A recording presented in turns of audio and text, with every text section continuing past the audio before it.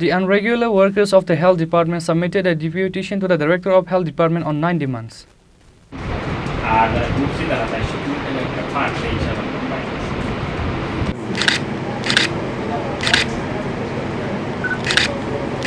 Thank you.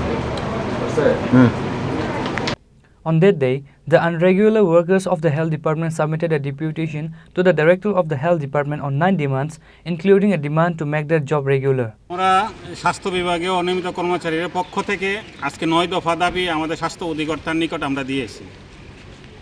মূলত আমাদের দীর্ঘদিন ধরেই আমাদের দপ্তরে যারা কাজ করছেন প্রায় 950 জন কর্মী রয়েছেন। এর মধ্যে অনেক কর্মী যারা 20 থেকে 25 বছর কাজ করতে তারা রিটায়ারমেন্টে প্রায় চলে গিয়েছেন অনেকজন, এবং আগামী দিনও বেশ সংখ্যক লোক চলে যাবে। তো এই বিষয় নিয়ে আমাদের স্বাস্থ্য অধিকর্তার নিকট বলেছি যে আমাদের যে 18 সনে যে রেগুলেশন যে ক্যাপ্ট ইন হোল্ড বা এবিএন্স করা হয়েছিল ওইটা যাতে উইথড্র করা হয় এবং অতি সত্বর আমাদের নিয়মিত করা হয়।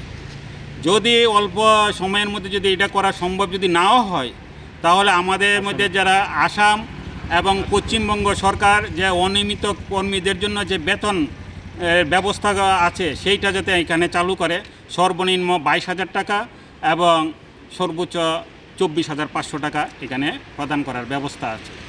দ্বিতীয়ত, আমাদের মধ্যে যারা এই রিটায়ারমেন্টে যারা চলে গেছে বা আগামী দিনে যারা চলে যাবে তাদের জন্য মাসে 5,000 টাকা পেনশনের ব্যবস্থা এবং এককালীন 3 লক্ষ টাকা যারা তারা পায় রিটায়ারমেন্টের সময়, এইটা একটা ব্যবস্থা করার জন্য, যেটা এটা ওয়েস্ট বেঙ্গল গভর্নমেন্ট চালু আছে।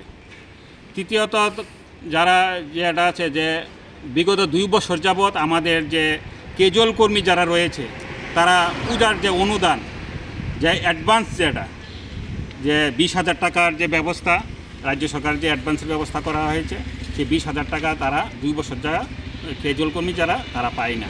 তা আমরা চাই যেটা বন্ধ করে দেওয়া হয়েছে বিগত 2 বছর, এটা যাতে পুনরায় যাতে এটা চালু করা হয়, এর জন্য আমরা অধিকর্তার নিকট আমরা আবেদন জানিয়েছি।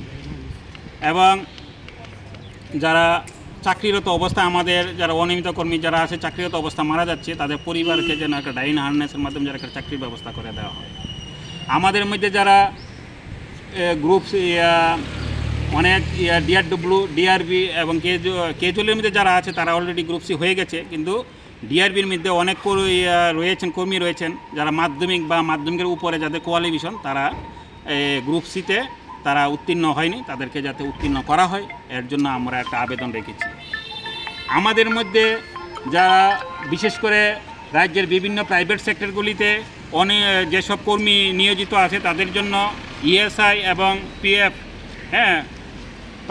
প্রভিডেন্ট ফান্ডের ব্যবস্থার জন্য রাজ্য সরকার তাদেরকে নির্দেশ দিয়েছে এবং এটি তারা ব্যবস্থা আছে। কিন্তু আমরা একটা স্বাস্থ্য দপ্তরে সরকারি দপ্তরে দীর্ঘদিন ধরে কাজ করছি, কিন্তু এখানে কোনো কিছু নাই, ইন্স্যুরেন্সের ব্যবস্থা নাই আছে, ইএসএর কোনো ব্যবস্থা। সুতরাং আমরা রাজ্য সরকারের কাছে এবং তথা আমরা স্বাস্থ্য দপ্তরের কাছে আমরা সেটা আবেদন জানিয়েছি, এটা যাতে বিবেচনা করা এবং এটা যাতে অতি সত্বর যাতে এটা আমাদেরকে এটার জন্য একটা ব্যবস্থা করে।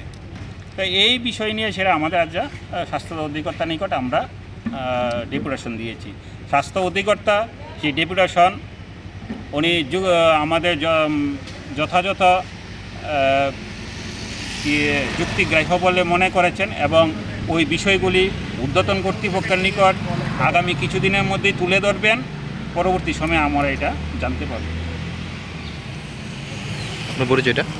আমি রতন দেবনাথ, ত্রিপুরা স্বাস্থ্য বিভাগ অনিয়মিত কর্মচারী বৃন্দে সম্পাদক। ব্যুরো রিপোর্ট, চিনি খরাং।